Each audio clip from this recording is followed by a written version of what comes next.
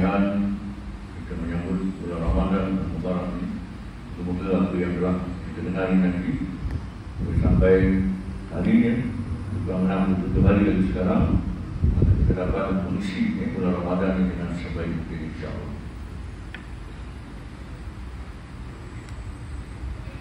Bismillahirrahmanirrahim.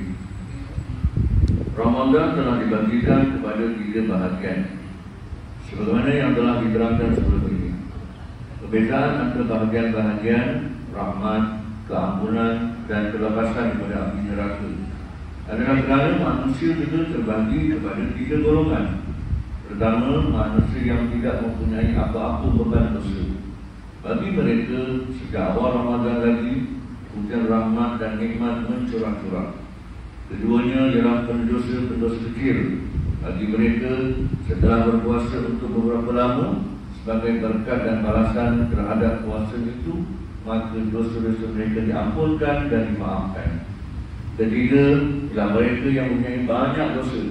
Untuk mereka setelah sebahagian besar puasa berlalu, barulah mereka dilepaskan daripada azab api neraka. Jadi bagi mereka yang mendapat rahmat sejak awal lagi, maka dosa-dosa mereka memang diampunkan. Tidak perlu ditanya lagi betapa hujan rahmat mencurah-curah kepada mereka. Dan Allah telah lebih mengetahui dari ilmu yang lebih sempurna. Selepas itu baginda SAW telah menarik perhatian kita kepada satu perkara lagi, iaitu supaya majikan-majikan meringankan tugas pekerja-pekerja mereka dalam bulan ini kerana perkara-perkara itu juga sedang berpuasa. Kerana pekerja-pekerja itu juga sedang berpuasa. Jika mereka sememangnya banyak, maka apalah salahnya untuk menambah lagi seorang 2 pekerja sementara untuk bulan Ramadan ini. Ini adalah kerana perkara-perkara ini mereka bekerja-pekerja ini sedang berpuasa. Sekiranya mereka tidak berpuasa, maka Ramadan atau bulan Ramadan adalah sama saja. Apa gunanya kita memperkatakan tentang kesalahan dan keadaan pekerja yang tidak mengenal malu ini, sedangkan terdapat majikan sendiri yang tidak berpuasa dan kampus setan silu mengupah pula pekerja yang berpuasa. Apabila pekerjanya terlewat dalam menunaikan arahannya kerana sedang berpuasa atau menunaikan solat, dia akan merandam bersungguh-sungguh. Wa saya'lamul ladzina zalamu ayyamul qadmin yanqalun. Dan ingatlah, orang-orang yang melakukan sebarang kezaliman akan mengetahui kelak ke mana tempat mereka akan dikembalikan, iaitu ke neraka Allah SWT. Surah As-Surah ayat 227. Selepas itu Nabi SAW telah memerintahkan kita untuk memperbanyakkan 4 perkara dalam bulan Ramadan. Pertama ialah kalimat syahadah. Telah dinyatakan dalam beberapa hadis bahawa kalimat ini adalah zikir yang paling utama. Afdhalul zikir. Dalam kitab Mishkat terdapat hadis yang diriwayatkan oleh Sayyidina Abu Sa'id Al-Khudri radhiyallahu anhu bahawa pada suatu kali Nabi Musa AS telah memohon daripada Allah SWT, "Ya Allah, beritahulah kepadaku satu doa yang dengannya aku dapat mengingatimu dan berdoa kepadamu." Maka Allah SWT telah memerintahkannya untuk mengucapkan La ilaha illallah. Nabi Musa AS berkata, kalimat itu telah diucapkan oleh semua hamba-Mu selain dengan satu doa atau zikir yang khusus. Lalu Allah SWT berfirman, "Wahai Musa, jika duduk ke dalam langit dengan segala penduduknya, iaitu malaikat-malaikatnya, kecuali aku, dan duduk ke dalam bumi yang diletakkan di sebelah neraca timbangan dan di sebelah lagi diletakkan kalimat La ilaha illallah, maka kalimat ini akan lebih berat."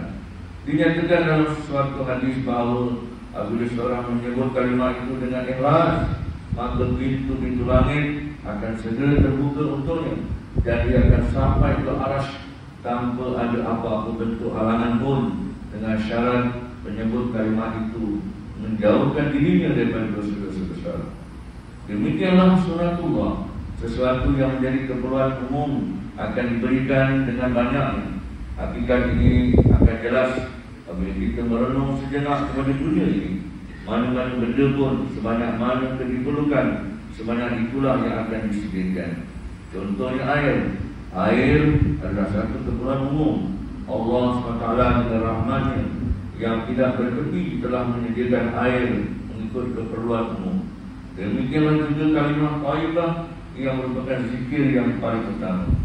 Kita dapat tahu daripada berbagai-bagai hadis bahawa kalimah itu terlebih afdal daripada segala zikir dan telah dijadikan perkara yang paling umum supaya mudah untuk mendapatkan kalimah ini. Dan jika masih ada juga orang yang tidak mendapatkannya, maka itu adalah nasib malam sendiri. Sebenarnya banyak hadis yang menyatakan bahawa kelebihan kalimah ini. Hadis-hadis ini sengaja tidak dinyatakan untuk meringankan kalangan kita. Perkara kedua yang telah diperintahkan untuk diperbanyakkan dalam hadis di atas ialah istighfar. Terdapat banyak juga kelebihan istighfar yang dinyatakan dalam hadis-hadis. Dalam satu hadis dinyatakan bahawa barang siapa yang memperbanyakkan istighfar, maka Allah SWT membukakan untuknya jalan kelepasan daripada segala kesempitan dan melepaskannya daripada segala kebimbangan, dan Allah SWT mengurniakan rezeki kepadanya daripada sumber-sumber yang tidak disangka-sangka. Dalam sebuah hadis dinyatakan bahawa semua manusia memang berdosa, tetapi sebaik-baik pendosa ialah orang yang sentiasa bertaubat. Satu hadis yang lain berbunyi, apabila seseorang itu melakukan satu dosa, maka satu titik hitam akan terlekat pada hatinya. Sekiranya dia bertaubat, maka titik itu akan terhapus. Jika tidak, maka titik hitam itu akan terus kekal di situ. Selepas itu, baginda Nabi SAW telah memerintahkan supaya memohon dua perkara yang tidak dapat tidak mesti dilakukan: doa untuk mendapatkan syurga dan doa untuk kelepasan daripada azab neraka. Semoga Allah SWT dengan limpahnya mengurniakannya kepada kita semua untuk terus beramalkannya.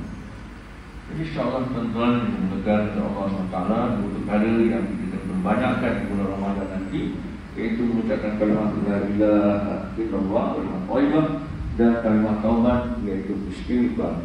Moga-moga kita dapat diberi kekuatan oleh Allah SWT untuk mengamalkan mengisi bulan Ramadan ini yang tidak berapa hari lagi ini, untuk kita mengisi dengan amalan-amalan yang telah dinyatakan dalam hadis-hadis yang telah kita bacakan hari ini dan hari-hari sebelumnya.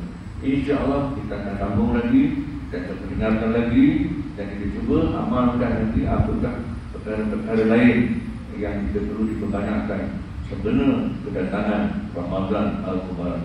InsyaAllah Allah beri kekuatan bagi kita untuk mengamalkannya dan juga menyampaikannya kepada ahli keluarga kita, sahabat-sahabat dan jiran kita yang ada di kawasan kita, insyaAllah. Kita akhiri dengan tasbih kifarah dan surah Allah. Bismillahirrahmanirrahim. Alladzina amanu wa tawassaw bil haqqi wa